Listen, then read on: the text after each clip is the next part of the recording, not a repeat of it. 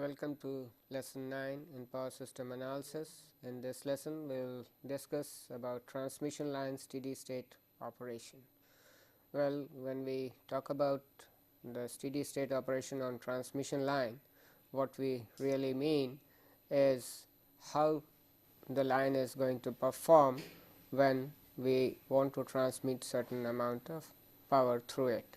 So, here what we will do is we will discuss and derive the relationship between the voltage, currents and the power which is transmitted over the transmission line.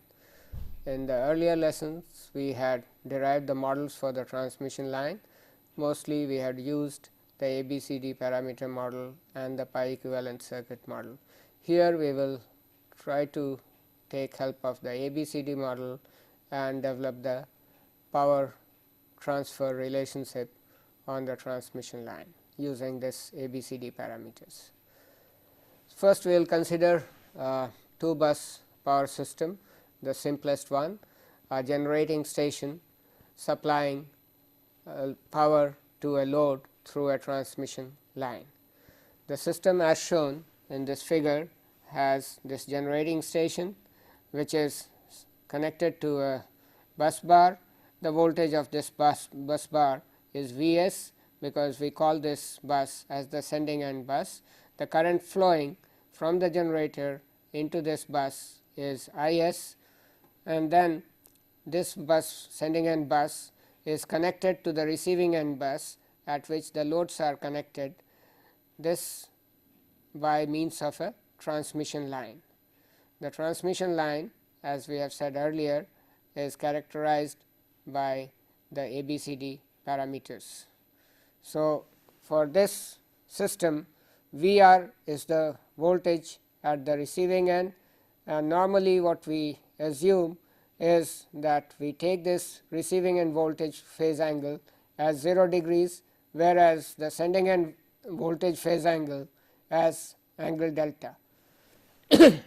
The sending end power, the complex power at the sending end, SS is equal to Ps plus jQs, where Ps is the real power and Qs is the reactive power at the sending end. Similarly, Sr is the complex power at the receiving end, where Pr is the real power at the receiving end and Qr is the reactive power at the receiving end.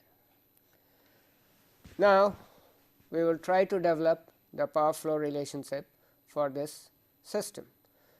We have already developed the relationship using the ABCD parameters for the transmission line as VSIS is equal to ABCD VRIR, that is the sending end voltage and current in terms of receiving end voltage and current with ABCD parameters for the transmission line.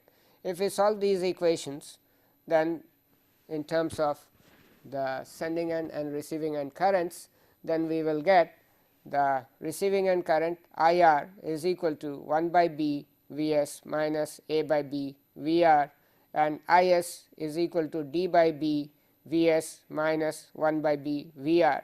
We have already seen that A is equal to D, therefore, we will replace this D by A and we have Is is equal to A by B into Vs minus 1 by B into Vr. So, once we have found out these currents, the receiving end and sending end currents, we can write down the relationship for power. Now, here as I said earlier, the receiving end voltage Vr, we are assuming it to have a magnitude Vr and the angle 0, that is, we are making this receiving end voltage as a reference phasor, and Vs is equal to magnitude of Vs and an angle of delta, which is the angle by which the sending end voltage leads the receiving end voltage. Also we have D is equal to A, and A, since we know is a complex number, we are writing this A as magnitude of A with a phase angle alpha, and B, as we know, is comes out to be equal to Z for a pi equivalent circuit. So, this is also a complex number, and we are writing B as magnitude of B with an angle beta. So, once we substitute these values for Is and Ir, then we have Ir is equal to Vs magnitude of Vs by magnitude of B with an angle delta minus beta, and minus magnitude of A into magnitude of Vr divided by magnitude of B with an angle alpha minus beta. We are just substituting the phasor values for A, B, C, D and Vs, Vr in this relationship. Similarly, we can get the value of Is as A Vs by B, all these magnitudes, with an angle alpha plus delta minus beta minus Vr by B with an angle of minus beta. Now, we will try to find out the conjugates for these currents, because we know that the complex power S is given by V I conjugate. So, we will get the conjugates of these currents as IR conjugate will be equal to Vs by B with an angle beta minus delta. This angle, what we had earlier, is now replaced by the negative of it when we take the conjugate. So, instead of delta minus beta, we have now beta minus delta here. Similarly, this other term is minus A Vr by B, and the angle, instead of alpha minus beta as we had for IR conjugate, this angle becomes beta minus alpha. Similarly, we find out the conjugate for the sending end current Is. This is equal to A Vs by B angle beta minus alpha minus delta. Again, we take the negative of the angle that we had for Is minus Vr by B with an angle beta, because earlier we had here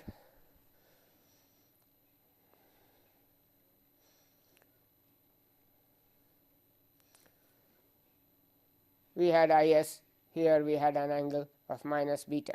Therefore, Is conjugate is given by this relationship, A Vs by B angle beta minus alpha minus delta minus magnitude of Vr by magnitude of V angle beta. So, once we have got these conjugate of the currents at the receiving end and sending end, we can write down the power relations now. The power which is received at the receiving end or received by the load SR is equal to PR plus JQR, where PR is the real power and QR is the reactive power, and this is equal to VR into IR conjugate. And since we have already calculated the value of IR conjugate, for getting the value of SR we need to multiply that relationship by VR. Since we know VR is equal to magnitude of VR and angle 0, so we multiply that relationship by VR with an angle 0, and we get this as VR angle 0 multiplied to Vs by B angle beta minus delta minus A Vr by B angle beta minus alpha. This can be written as Vs into Vr, magnitude of Vs into Vr by magnitude of B with an angle beta minus delta minus magnitude of A into magnitude of Vr square divided by B with an angle beta minus alpha. Similarly, the power from the sending end, that is the power which is sent by the generator, is Ss, and that is equal to Ps plus Jqs, the real power Ps from the generator and the reactive power Qs from the generator side. This is equal to Vs into Is conjugate. So, again what we had already calculated, this Is conjugate, we multiply it by Vs. Vs we know is magnitude Vs with an angle delta. So, we multiply this, then we get Vs angle delta multiplied by Is, which is equal to A magnitude of A into magnitude of Vs divided by magnitude of V with an angle beta minus alpha minus delta minus of magnitude of VR divided by magnitude of B with an angle beta, which when we simplify this whole thing turns out to be magnitude of A into magnitude of Vs square divided by magnitude of B with an angle beta minus alpha, because this delta which is plus delta will cancel out with this minus delta, minus Vr magnitude of Vr into magnitude of Vs divided by magnitude of B into angle beta plus alpha.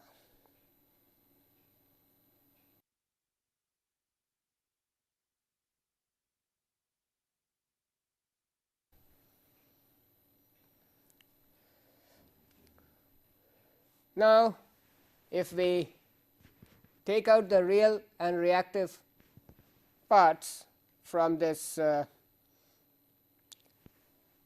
complex powers SR and SS, that is, we take out the real and reactive real and imaginary part of these equations, these complex equations, then we will get the real power and reactive power.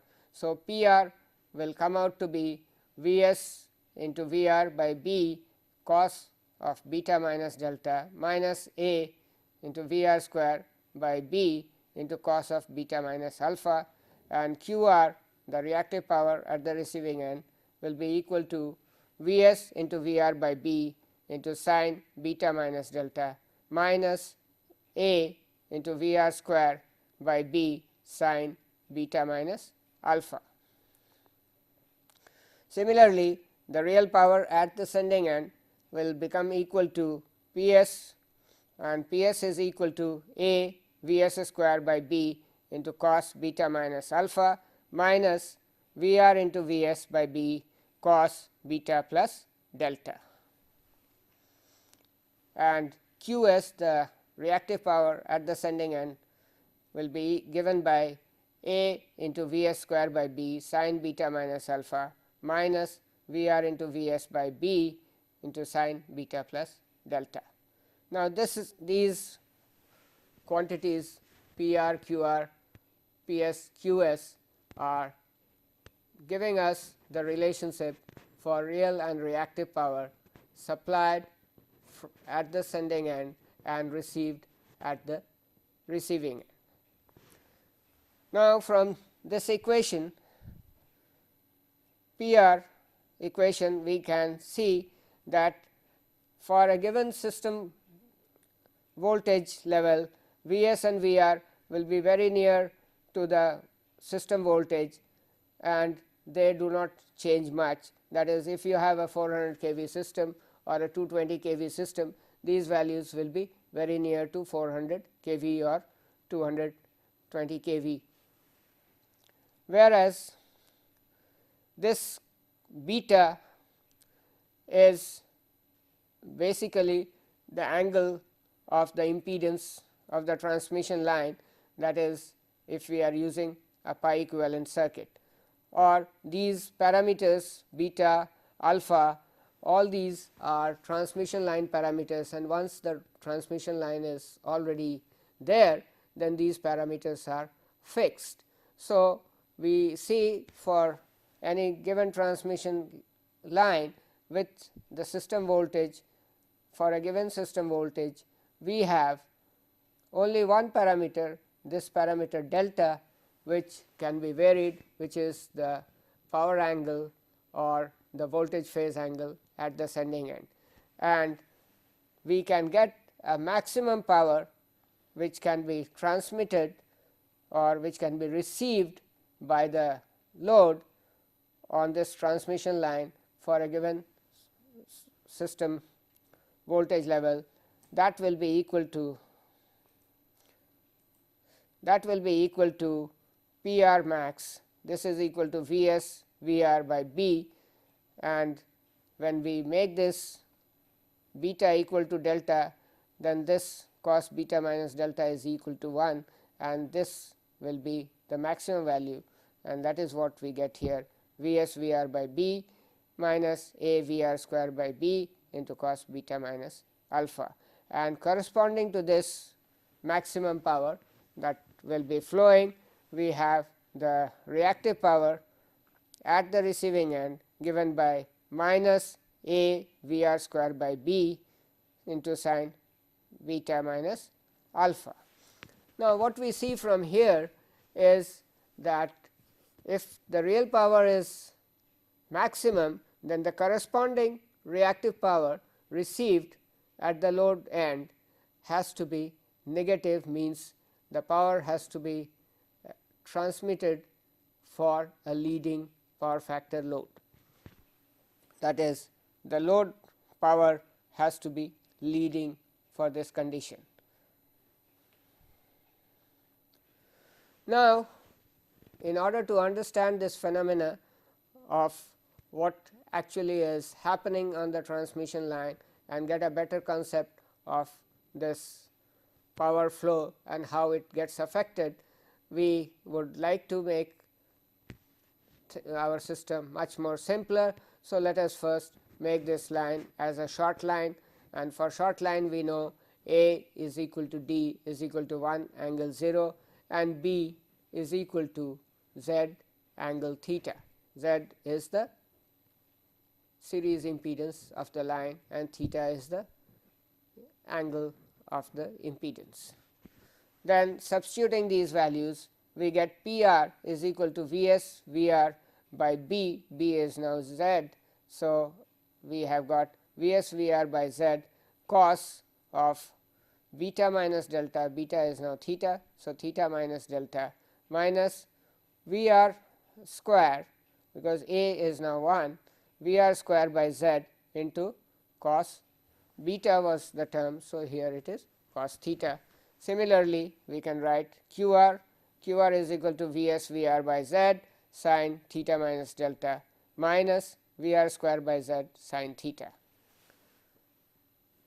For the sending end powers, we can write the similar relations for the short line. Ps is equal to Vs square by Z cos theta minus Vs VR by Z cos theta plus delta, and Qs, the reactive power at the sending end, will be equal to Vs square by Z sin theta minus Vs VR by Z sin theta plus delta. Now, in most cases for the transmission line, the resistance is much smaller compared to its reactance, and therefore, we can say that magnitude of Z is very much equal to the magnitude of X, the reactance, because we know Z magnitude of Z is equal to square root of R square plus X square. Since R is much smaller, most of the transmission line, overhead transmission line, the value of R will be either 1/3 or even less than that of the reactance of the line, and therefore, we can say the magnitude of Z is approximately equal to the magnitude of X, and we also can say that the angle theta in this case will be very close to 90 degree. That is, we are saying that the line is purely reactive in this case, because resistance is much smaller and can be neglected. Therefore, substituting these values, that is Z is equal to X and theta is equal to 90 degrees, we get PR is equal to Vs VR by X into sin delta. This is a very important relationship for power flow on the transmission line. Similarly, we will get QR is equal to Vs VR by X into cos delta minus VR square by X. Now, for power system operation, normally the angle delta is small, and therefore, we can say that cos delta is nearly equal to 1. Therefore, if we substitute this, then we have QR is equal to Vs VR by X, Vs VR by X minus VR square by X, which can be simplified into V r by x into V s minus V r.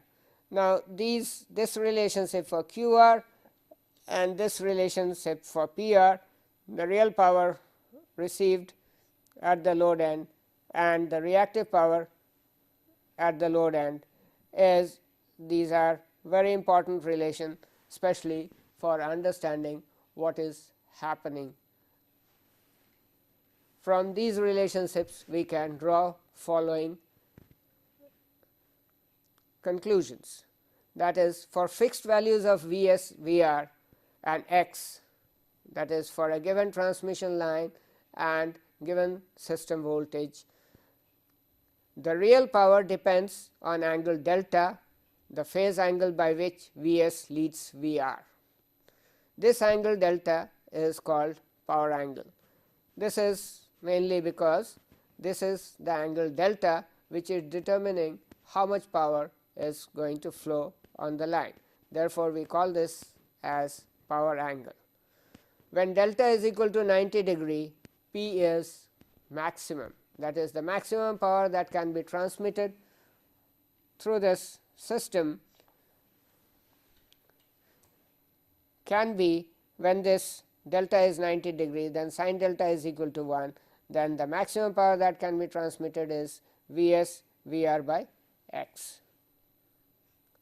So, when delta is equal to 90 degree, P is maximum, that is maximum power that can be transmitted. For system stability consideration, delta is generally kept much smaller than 90 degree. It is normally worked in the range of 20 to 30 degrees only, because any sudden large disturbances can make system unstable if we work very near to 90 degrees. The another inference that we get from this relationship is that power can be transferred over a line even when V s magnitude of the sending end voltage is less than or equal to the receiving end voltage magnitude. Normally, we always assume that the voltage at the sending end must be greater for power to be transferred. This is the case for a DC system.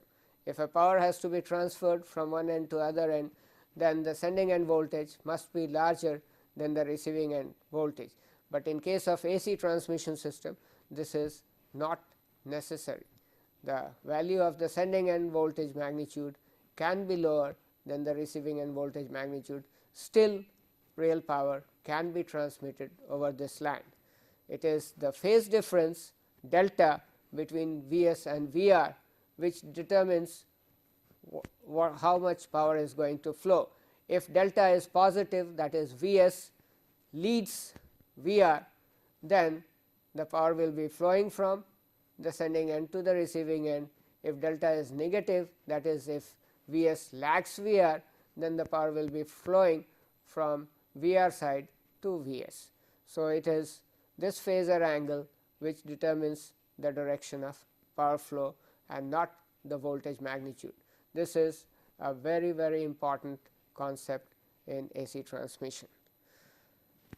Now, most of the power systems are operated with almost the same voltage magnitude. That is, what we do is, in order to keep our system running properly, we keep the system voltage at most of the buses in the system very nearly equal to the nominal system voltage. So, say for a 220 kV system or a 400 kV system, we would be keeping the voltage magnitudes at most of the buses very near to 220 or 400 kV, because this provides us a much better operating condition for the system.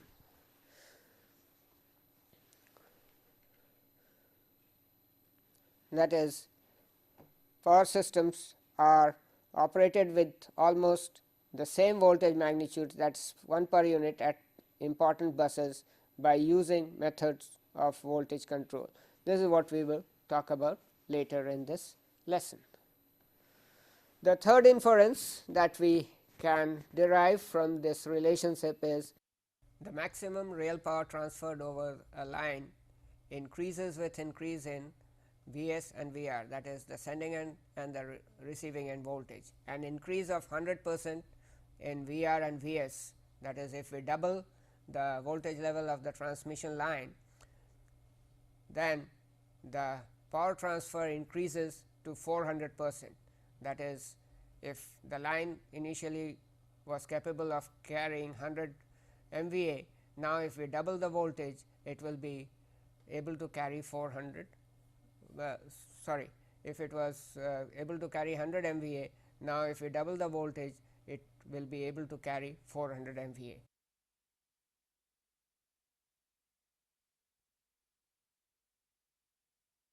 And this is one of the main reason why we keep going for higher and higher voltage levels when we want to transfer more and more power.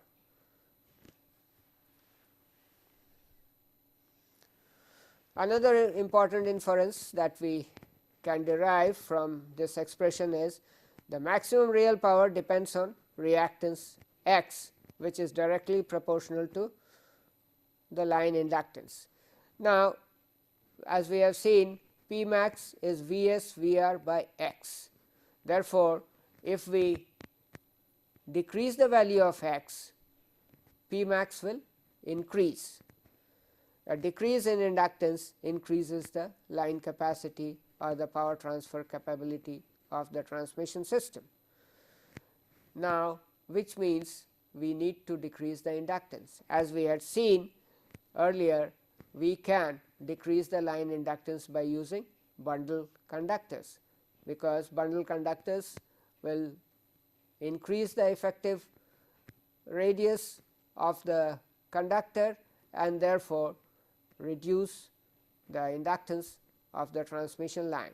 Reducing the inductance of the transmission line will reduce the reactance and therefore it will increase the power transfer capability or the maximum power that can be transmitted on that line. Another method of reducing the reactance is by connecting a capacitor in series with the line. Now, if we connect a capacitor in series with the line, then the total effective reactance of the line will get reduced, because the reactance of the capacitor will be negative and will be reducing the effective reactance of the total the effective series reactance of the transmission line. This method of connecting a capacitor in series with the line is called a series compensation of the transmission line, and this is generally done in order to increase the power transfer capacity of the transmission line.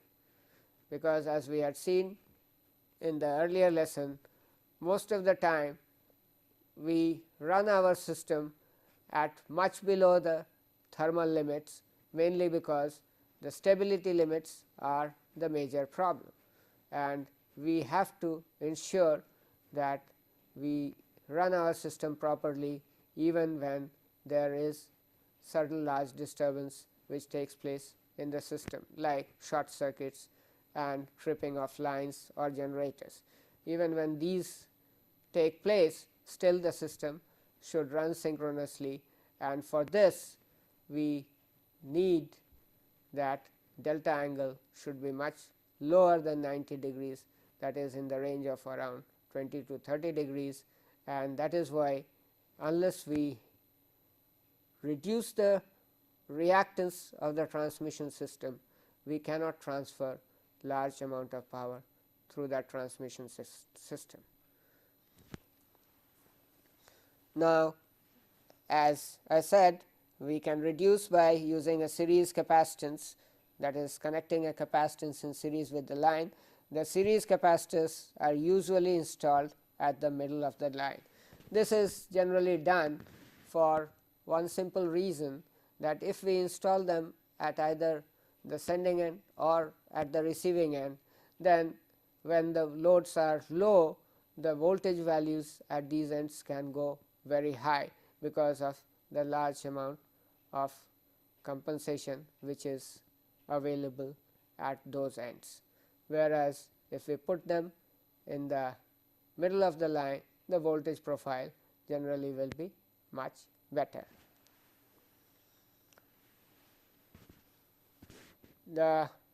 From the reactive power relationship, we derive the following inferences. The reactive power transferred over a line is directly proportional to V s minus V r. That is, if we go through this relationship, Q r is equal to V r by x into V s minus V r, that is, Q r is directly proportional to the difference of the voltage magnitude V s minus V r.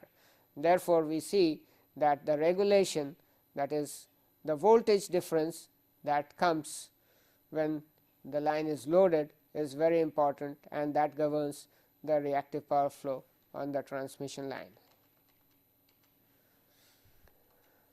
So, reactive power transferred over a line is directly proportional to V s minus V r, magnitude of V s minus magnitude of V r, that is the voltage drop along the line, and is independent of power angle. That is, in this relationship we do not have any power angle delta coming into picture.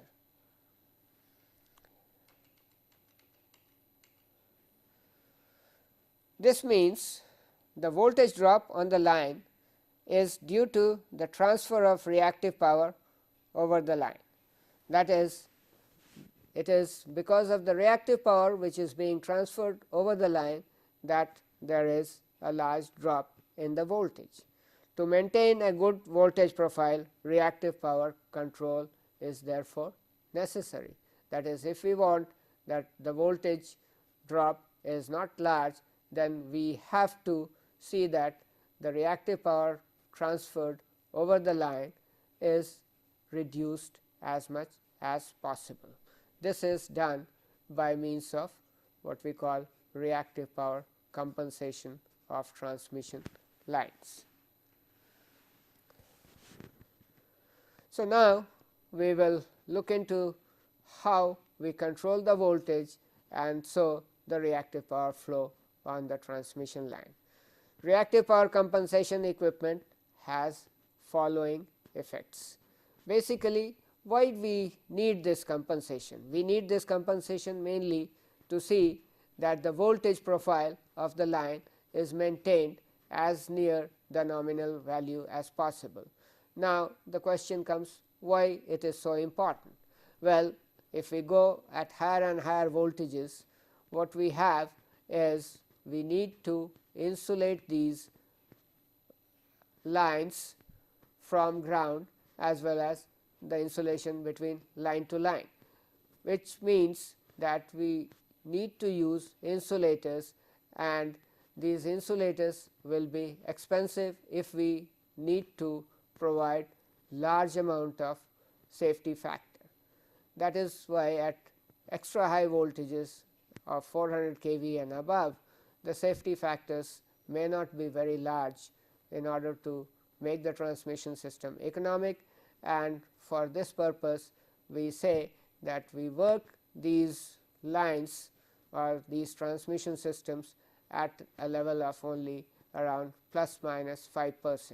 That is, the voltage which is allowed to change is up to a level of plus minus 5% from the nominal value, which means that the maximum voltage drop that can be allowed on a transmission system is only of an order of 10%, right, and therefore, it is necessary that we use some control equipment to keep this voltage within these limits, or the voltage drop is not allowed to go beyond this, and if it goes, some compensation equipment has to be there to boost it up and keep the voltage drop within the permissible limits.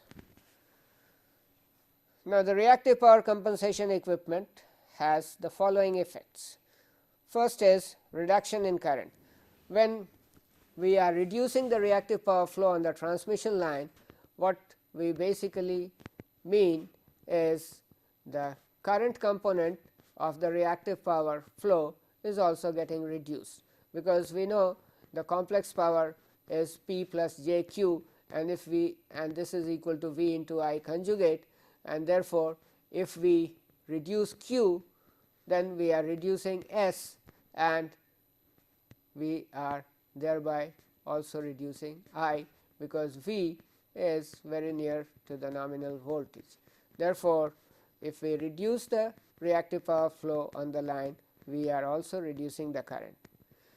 We are also able to maintain the voltage profile within limits if we reduce the reactive power. As we said, if we QR is given by VR by X into Vs minus VR, and this Vs minus VR will be reduced if QR is reduced.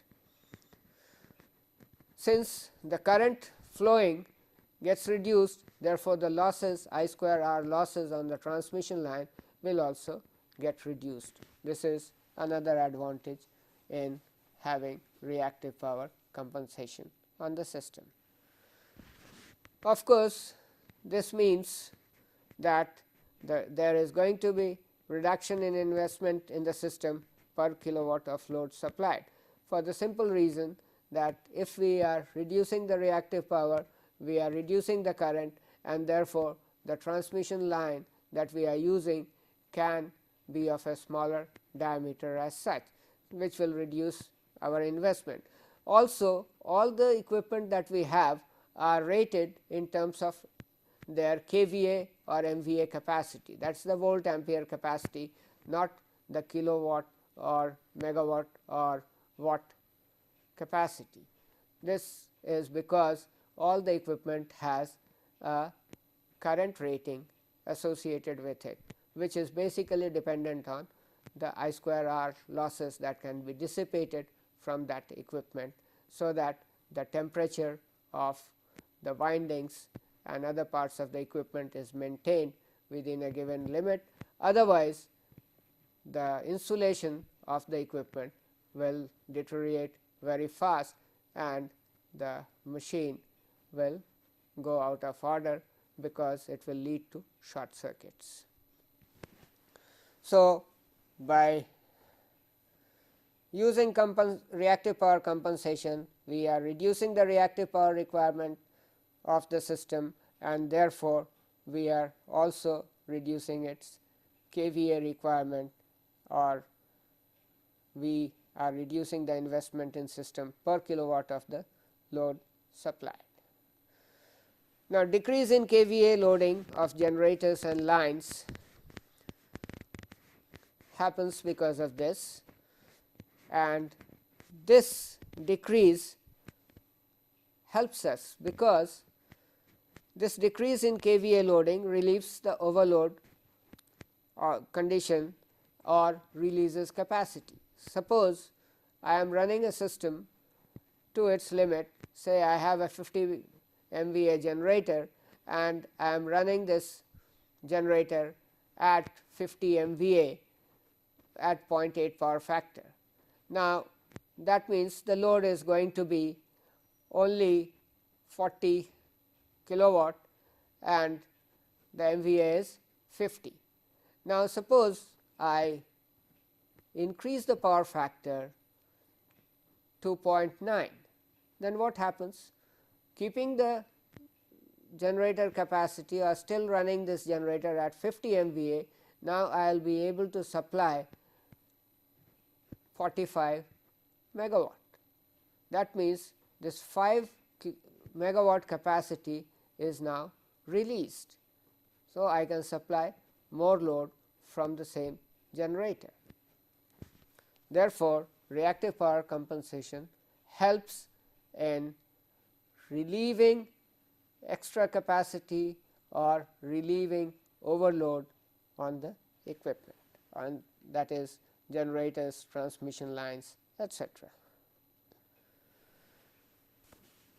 It also helps, as I said, if we increase the power factor, it helps the generator also, because it will have to generate less amount of reactive power, which means that the excitation system will be working with lesser current. We do not have to over excite the generators. Of course, for the consumers, the advantage is there is going to be reduction in their kVA demand charge, because large consumers are charged not only on the basis of the energy they consume, but also on what is their maximum kVA demand, because basically the utility which is supplying to these consumers have to build the transmission system, the transformers have to be installed. All these have to be done on the basis of what is going to be their maximum kVA demand. So, if we have improved the reactive power requirement, then what we have done is we have reduced the kVA requirement, and therefore, the kVA demand charge which is charged by the utility will also get reduced. Now, how do we provide this compensation? Now, there are different ways in which we can provide this compensation, like static compensation, we have rotating compensation, and also we can use transformers for compensation or control of voltage on the transmission line. So, let us take first the static compensation. Well, static compensation basically consists of two ways in which we can do it. One is the shunt compensation and the other is series compensation.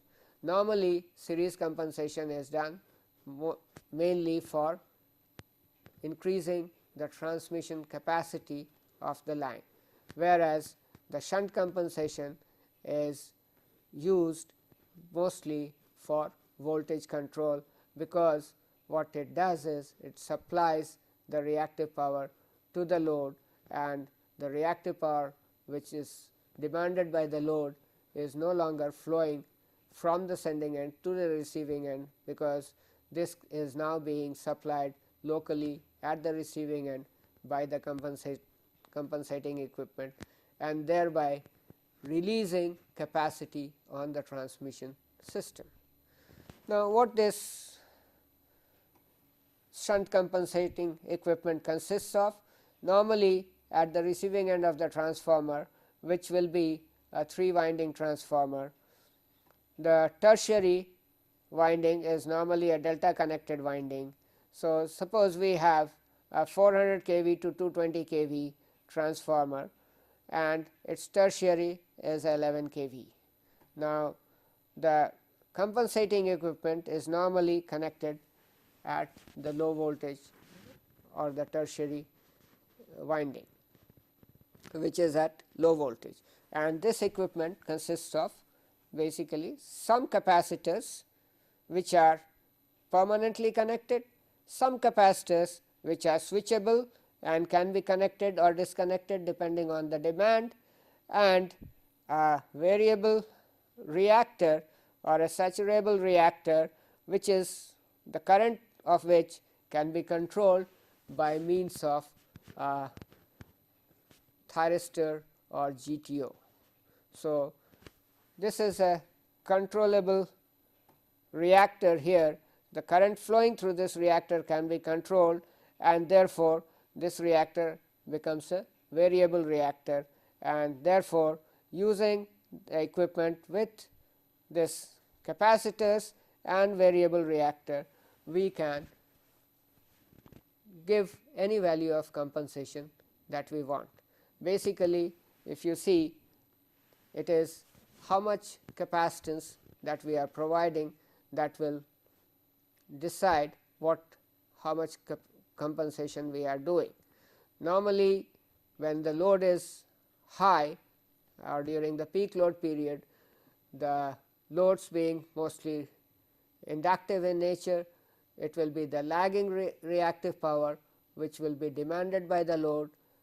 So, the loads will be absorbing this lagging reactive power, and therefore, the compensating equipment will have to generate this lagging reactive power to supply it to the load. so that the transmission system is relieved of supplying this reactive power.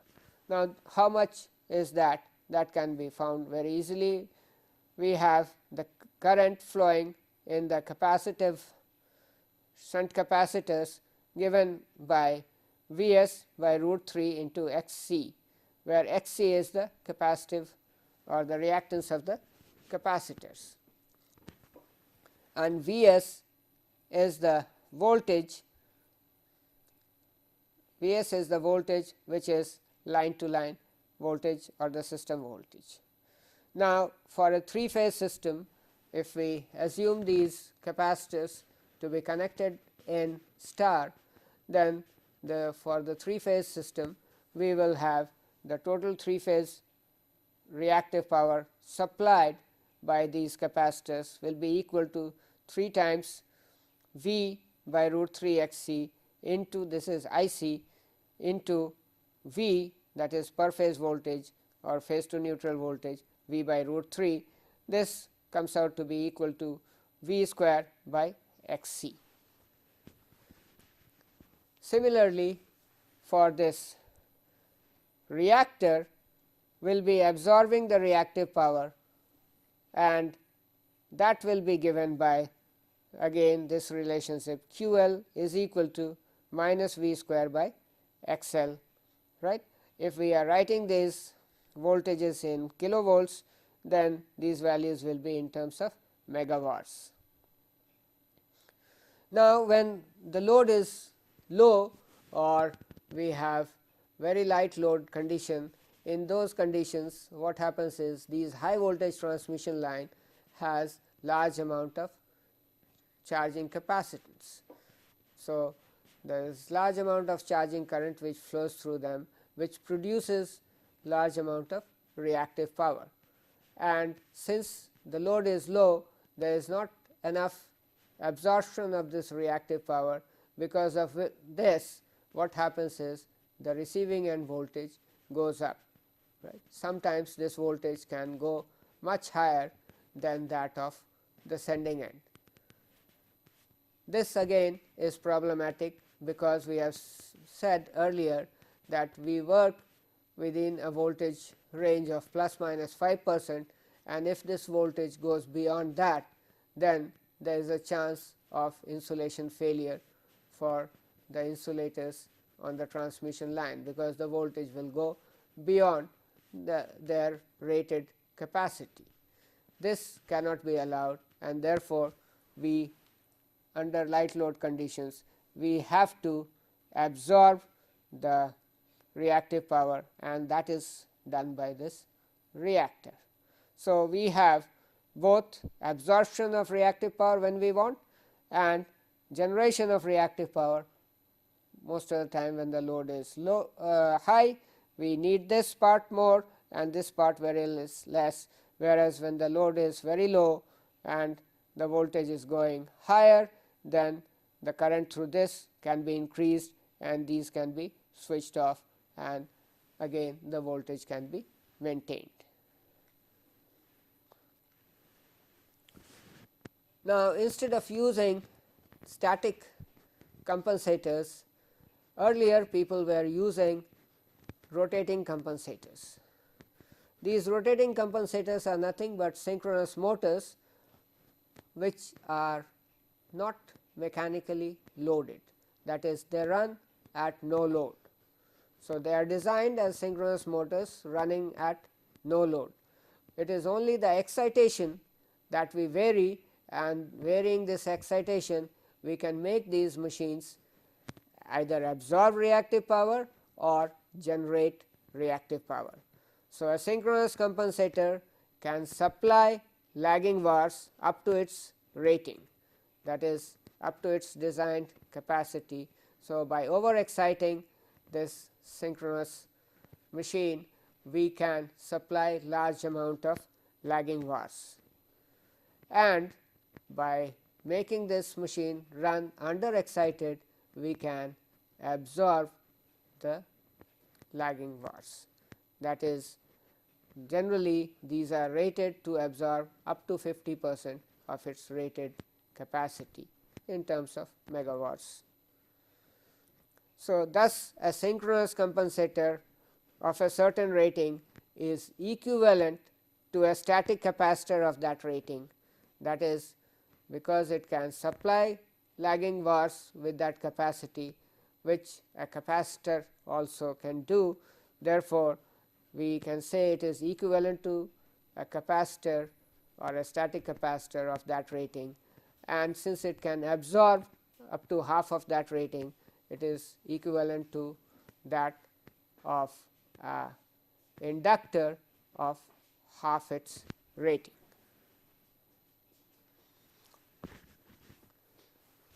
The advantage of synchronous compensator is that we can very smoothly vary the reactive power absorption or generation by this machine.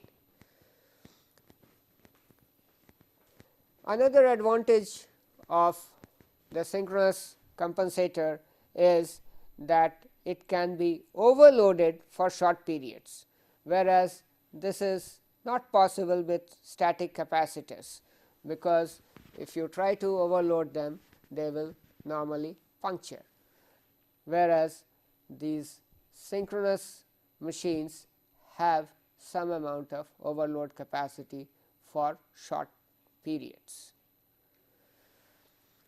Another major advantage for the synchronous compensators is that a drop in voltage causes the synchronous compensator to supply greater VARs, because the difference between generated EMF and the terminal voltage will increase, which means the excitation will have to be raised, which helps in arresting the voltage dip. So, it can supply more VAR when the load demands more, even if the voltage drops, and if the voltage drops, by increasing the excitation we can raise the voltage of the terminal. Whereas, in case of static compensation, if we are using static capacitor, if the voltage drops, then what happens is the reactive power generated by these capacitors will also drop. If you can see this relationship, this QC is proportional to or is equal to V square by XC, and if this voltage drops, then QC generated will also drop, which simply means that when we need more reactive power, that is, when the voltage drops, we need more reactive power. The voltage drop occurs mainly because the load is drawing more reactive power. At that time, it is unable to supply larger reactive power. In fact, it reduces its reactive power supply, which will further dip the voltage unless we have other sources of reactive power around.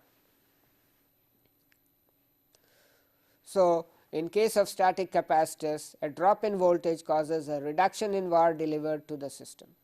That is, it is unable to do or the function for which it is basically used. That is, it can help, but if the voltage goes down, the help also reduces. Another advantage of synchronous compensator is that it is a rotating machine, which means it has large amount of kinetic energy stored in it because of the inertia of the rotating part, and therefore, it helps in making the system more robust and more stable. So, inertia of a synchronous compensator improves system stability and reduces the effect of sudden changes in load, because any sudden jerk is taken up by the larger inertia and the system response is not that great. Static capacitor installations can be distributed in the system. However, small size synchronous compensators are very uneconomical. The main reason of not using synchronous compensators nowadays is synchronous compensators are comparatively much more expensive, as well as they need maintenance, whereas static compensators can be installed at various locations, almost any substation we can install them, and they do not need any maintenance or personnel to look after them, because they are static equipment. Therefore, the static capacitors can be located near the loads and are more effective. We can use small static compensators as per the requirements and put them very near to the load substations or at the load substations, depending on the load requirement. Especially with the use of power electronic devices, this has become now very easy to do, and therefore, this is what we are putting more and more in the system nowadays. Okay, with this we will stop here. We will talk about some other compensating equipment in the next class, and we will work out some problems on transmission lines, which will make things much more clearer. Thank you.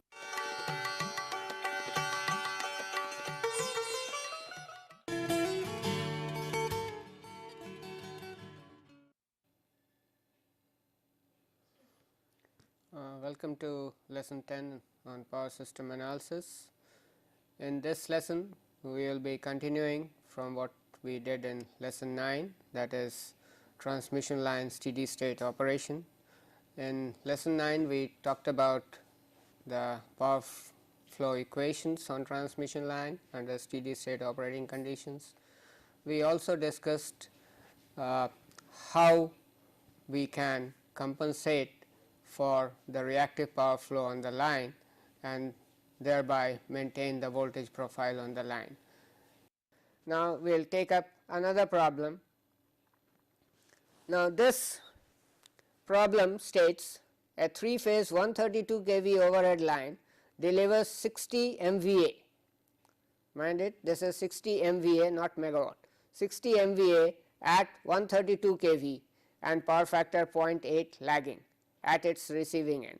That is, VR or V2 is given as 132 kV, and the SR is the MVA value is given as 60 MVA at 0.8 power factor lagging. The constants of the line are given as A is equal to 0.98 with an angle 3 degrees and B is equal to 100 with an angle 75 degrees ohms per phase. Now, we need to find for this system sending end voltage and power angle, B sending end active and reactive power, C the line losses and wars absorbed by the line. We will end today's lesson, and in the next lesson we will review whatever we have learned about the transmission line. So, thank you very much.